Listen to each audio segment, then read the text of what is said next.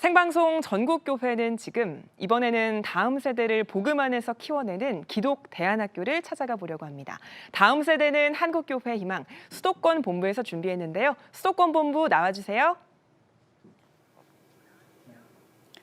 안녕하세요. 수도권 본부 유혜선입니다. 하루가 다르게 늘어나는 코로나19 확진자 때문에 뭘 해도 불안하고 두려움이 커지는 요즘입니다. 그런데 한편으론 이때야말로 세상과 차별화된 크리스천의 모습을 드러낼 수 있는 기회의 시간이 아닐까 하는 생각도 해보게 됩니다. 네, 맞습니다. 이런 때일수록 우리 다음 세대들을 잘 지키고 복음 안에서 양육하는 게 교회의 사명이 아닐까라는 생각을 하는데요. 오늘 어떤 학교 소개해 주실 건가요? 맞습니다. 이렇게 세상과 다른 기독교적 가치관을 바탕으로 아이들을 가르치고 양육해 코로나19의 두려움과 불안 속에서도 우리의 다음 세대가 꿈을 꾸고 희망을 싹틔우며 크리스천 리더로 자라나는 곳인데요. 가정과 학교, 교회가 하나의 가치관을 가지고 다음 세대를 가르치고 양육하는 혜성교회 이야기학교입니다. 이야기학교의 재미난 이야기 속으로 함께 들어가 보겠습니다. 늦겨울의 저녁이 어스름을 드러내는 시간. 서울 종로구에 위치한 혜성교회에서는 이야기학교의 10번째 졸업식 행사가 진행되었습니다. 코로나 바이러스로 인해 참석자 모두 마스크를 착용한 진풍경이 펼쳐졌는데요. 이야기학교만의 또 다른 진풍경이 있으니 그건 바로 졸업식과 입학식이 동시에 진행된다는 것입니다. 이 학생은 이야기학교 중고등 과정을 마쳤으므로 이 증서를 수여합니다. 이렇게 화기애애한 분위기 속에 다음 순서로 졸업생의 인생 설계 발표가 이어지는데요. 결혼 후에는 예수님 닮기라는 가훈으로 삼고 그리고 자녀들 중 한 명 정도는 이야기학교에도 보내고 싶습니다. 네. 졸업생뿐만 아니라 입학생과 재학생 그리고 교사와 부모까지 모두 주인공이 되어 눈물과 감동, 웃음이 가득한 이야기학교의 새로운 이야기가 오늘도 펼쳐집니다. 감사해요. 그리고 무엇보다 저를 이렇게 성장할 수 있게 한 그런 이야기학교, 또 선생님 그리고 친구들, 저를 이야기학교에 보내주신 부모님, 또 인도하시는 하나님께 참 많이 감사드립니다. 약간 앞에서 계속 울컥울컥 할 정도로 좋은 기억들이 너무 많았어가지고 되게 아쉬운 마음도 있는데, 또 한편으로는 옆에서 계속 목사님이나 선생님들이 앞으로 삶을 응원해 주시는 걸 아니까 되게 좀 뿌듯했었던 자리. 대학 입시와 경쟁 체제의 교육 속에서 학생 스스로 공부의 주체가 되는 것뿐만 아니라 부모 역시 아이들의 교육을 책임지는 주체가 되어 학교와 함께 교육을 해왔기에 부모들의 학교를 향한 애정도 아이들 못지않습니다.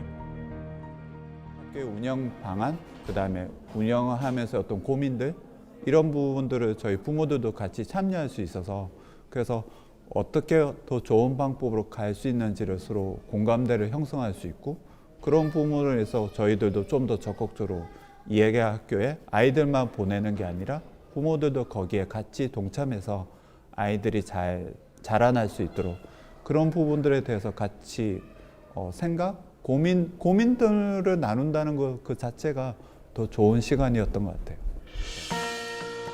10년 전 공교육의 한계에서 벗어나 아이들이 행복한 북유럽식 삶의 교육을 목표로 기독교 본래적 교육 회복과 기독교적 인재를 양성하기 위해 설립된 이야기학교는 가정과 학교, 교회의 교육이 온전한 유기체를 이루어 아이들 한 명 한 명을 존중하고 하나의 인격체로 성장할 수 있도록 가르치고 양육하고 있습니다. 먼저는 가정이 가장 먼저 핵심적으로 주체가 되어야 된다고 생각을 하고요. 학교에다 맡기면 되는 게 아니다. 부모가 자녀를 하나님 백성 만들어야 하는데 가치관과 세계관이 일반 공교육에서는 형성되지 않으니 이야기학교 안에서 함께 협력해서 기독교적 가치로 아이를 길러야 되겠다. 이런 의식이 생기도록 부모 연수, 또 부모님과의 대화, 부모의 참여를 가장 우선시하고 있는 학교입니다. 졸업식과 함께 시작된 방학. 이야기 학교 아이들의 방학은 어떤 모습일까요? 서울 종로구에 위치한 한 카페에서 이야기 학교에 재학 중인 이현진 학생을 만났습니다. 뭔가에 열중하는 모습이 여느 고등학생들과 다를 바 없어 보이는데요. 교과 공부라도 하고 있는 걸까요? 11학년 때 저희 학교에서 한 달 동안 유럽 여행 가는데 그 중에서 저는 책자 담당이어가지고 책자 만들고 있었어요. 4월에 있을 유럽 여행 수업을 위해 가이드 책을 만들고 있는 이현진 학생. 어른도 힘든 이 일을 과연 잘 해낼 수 있을까요? 초등학교 때부터 계속 프로젝트를 학생들한테 선생님이 주셔가지고 이것도 유럽 여행도 큰 프로젝트 중 하나란 말이에요. 근데 학교에서는 그 기본적인 틀 날짜만 정해주고 그 안에서 예산이나 막 어디로 어떻게 가는지는 저희가 다 짜는 거예요.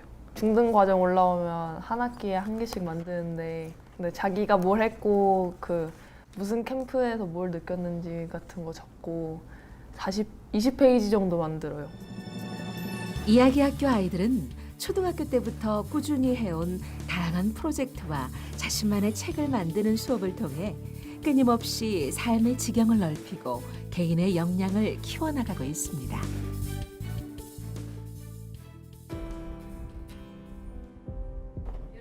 잠시 후 누군가 이현진 학생을 찾아왔는데요. 투어를 먼저 가고 도시 가는 게 왜냐면 그 가이드가 이야기 학교를 졸업하고 사회생활 중인 친언니 이진영 자매입니다. 보고 이제 가이드 말 들으면 더 새롭게 와닿는 아는 만큼 보이는 거. 저는 우선 다양한 경험을 몸으로 직접 할 수 있다는 게 이렇게 제일 좋았던 것 같은데 자전거 여행이나 그런 여행 다른 부수적인 여행을 많이 다닐 때 자기가 적성에 맞는 것도 잘 찾을 수 있고 하나님이 주신 달란트가 뭔지 고민을 하고 기도하면서 찾아가고 학교를 진학하거나 아니면 일을 이제 현장으로 바로 나가거나 그런 걸 선택할 수 있는 그런 게 좋은 것 같아요. 안녕. 우리 딸. 안녕. 뭐해? 안녕. 차 마시자. 언니한테 조언 받았어? 빨리 해야 돼.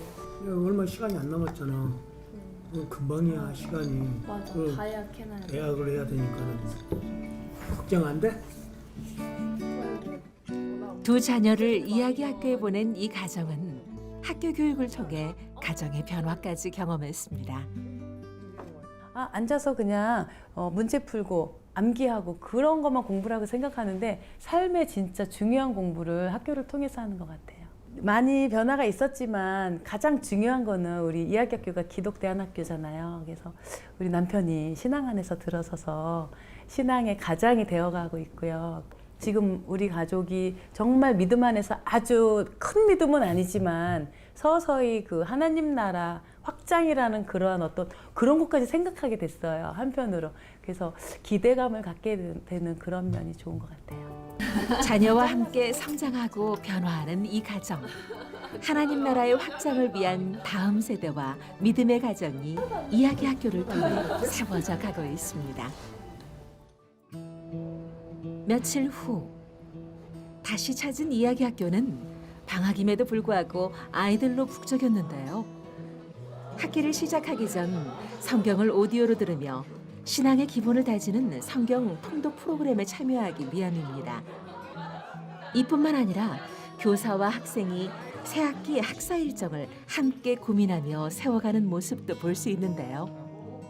작년에 이 부분에 대해서 어느 정도 합의한 걸로. 전을 준비할 때가 있잖아요.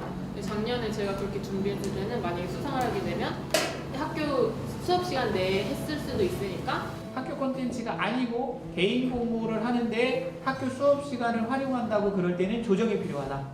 오케이. 초등아이들은 이야기학교의 교육 활동이 굉장히 많고 배우는 게 많음에도 불구하고 가장 좋은 걸 학기 말에 물어보면 놀아서 좋아요 라고 말합니다. 교육 활동이 아이들에게 즐거움을 줄 수 있다는 거죠. 중고등 아이들 같은 경우에는 아마도 아이들이 좋아하는 건 이 안에서 다양한 걸 경험해 보면서 자기의 인생을 설계하고 찾아갈 수 있다라는 것을 가장 좋아하는 것 같습니다. 학교를 그저 공부하는 곳, 가기 싫은 곳으로 생각하지 않는 이야기학교 아이들은 어떤 수업에서든지 재미를 찾아냅니다. 거기에 아름답고 먹기에 좋은 나무가 나게 하시니 kum산 내가 저주하리니 땅의 모든 족속이 너로 말미암아 복을 얻을 것이라. 그와 함께 갔으며 아브라함이 히란을 떠날 때 75세였더라. 이렇게 오늘도 이야기 학교는 말씀 안에서 다음 세대를 교회의 희망으로 키워내는 데 앞장서고 있습니다. 이야기학교에서 아이를 기르는 인재상이라고 한다면 첫 번째가 더불어 살아가는 사람, 두 번째가 자기의 은사, 재능, 역량을 확실하게 알고 키울 수 있는 사람, 세 번째가 기독교적 가치로 이 사회를 읽어낼 수 있는 사람입니다. 이것이 밑바탕이 돼서 사회에 나가서 타인과 더불어 살아가는 성품을 보여주는 아이들, 그 다음에 자기의 잘하는 것과 역량들을 길러서 섬기는 데 사용하는 그런 아이들, 그리고 이 세대를 분별할 줄 아는 아이들, 그런 아이들이 지속해서 그 힘을 발휘해 나갈 수 있기를 기대하고 있습니다. 위기에 처한 한국의 교육 현실 속에 아이들이 주체가 된 행복한 교육이라는 목표 아래 기독교적인 세계관으로 교육하고 있는 이야기 학교. 가정과 학교, 교회가 하나 되어 아이들을 양육하는 이곳을 통해 우리 다음 세대는 오늘도 꿈을 향해 한 걸음 더 믿음의 발걸음을 내딛습니다. 네, 영상 재밌게 보셨나요? 저는 지금 이야기학교에 나와 있는데요. 방학 기간에도 아이들로 가득했던 이곳이 코로나19로 조용한 모습입니다. 이야기학교 장한섭 교장선생님 모시고 잠시 이야기 나눠보도록 하겠습니다. 교장선생님 안녕하세요. 안녕하세요. 네, 교장선생님 이야기학교 이름이 참 특이한데 어떤 의미가 있나요? 네, 이야기학교는 하나님의 이야기 안에 자기 이야기를 만들어가라는 의미가 있습니다. 먼저 하나님의 이야기를 듣고 그리고 인류가 쌓아온 지식들을 듣고 자기 것으로 소화해서 자기의 삶을 설계하고 자기의 삶을 살아나가라라는 의미가 있습니다. 네, 아이들의 행복한 교육이 어떤 건지 궁금한데요. 이야기학교만의 특별한 수업에는 어떤 것들이 있는지요? 네, 많은 것을 짧은 시간에 소개할 수는 없겠지만 저희는 세 가지 과정으로 이야기할 수 있을 것 같습니다. 먼저 하나님과의 관계, 그리고 사람들과의 관계, 그리고 자연과의 관계에 해당하는 수업들이 있습니다. 하나님과의 관계는 성경, 교리, 예배 이런 것들뿐만 아니라 하나님 나라를 문화로 경험하도록 하는 그런 데 중점을 두고 교육 과정을 진행하고 있고요. 두 번째, 사람과의 관계는 국어, 영어, 사회, 역사 이런 과목과 더불어서 여행을 많이 다닙니다. 더불어서 살아가는 능력들을 기르기 위해서 종강, 개강, 또 자전거, 또 유럽 여행 수업, 다양한 수업들이 있습니다. 또 서울시가 교과서라고 생각을 하고요. 문화체험, 역사체험 이런 교육 과정들이 진행되고 있습니다. 또 자연과 함께하는 부분에 있어서는 수학과 과학 과목이 있지만 더불어서 샬롬 동사, 또 숲체험, 숲속교실 그렇게 직접 자연과 더불어서 생태 감수성을 길러가는 기독교적 교육 과정을 갖고 있습니다. 가장 저희가 보기에 좀 중점적으로 하고 있다고 하는 교육 과정은 지역사회와 연관된 프로젝트 수업을 진행한다는 겁니다. 성북문화재단, 네임리스, 또 구세군 희망나눔이, 서울환경운동연대 이런 곳과 더불어서 현장에서 프로젝트를 진행하면서 어떻게 하나님 나라를 지역사회에 이루어갈 수 있을까를 경험적으로 배우게 하는 교육과정이 있습니다. 네, 다양한 수업과 학생들의 주체적인 참여로 만들어가는 이야기학교의 앞으로의 비전도 궁금한데요. 나눠주시죠. 네, 두 가지 소박하지만 큰 꿈이 있습니다. 첫 번째로는 기독교적 가치가 담긴 교육과정을 더 세밀하게 만들어가고 싶다. 유럽과 북미의 기독교 교육들을 받아들여서 저희가 차근차근 만들어가고 있습니다. 두 번째는 입시 경쟁적인 한국의 그런 교육 환경 속에서 아이들이 행복하고 즐거운 그런 삶을 살아가는 교육을 하고 싶다라는 생각을 갖고 있습니다. 이 두 가지가 이루어진다면 아마 일반 사회와 기독교 안에서의 어떤 모델, 보여줄 수 있는 그런 교육이라고 생각하고요. 보여주기 위한 교육을 하는 것보다는 하나님 나라 교육에서 마땅히 해야 할 길이기 때문에 걸어가야 된다라고 생각하고 있습니다. 네, 말씀 감사합니다. 네, 고맙습니다. 네, 모쪼록 이야기학교 아이들을 비롯한 이 땅의 아이들이 기독교적 가치관으로 자라나기를 소망하며 지금까지 이야기학교에서 특별한 이야기 나눠봤습니다. 스튜디오 나와주세요.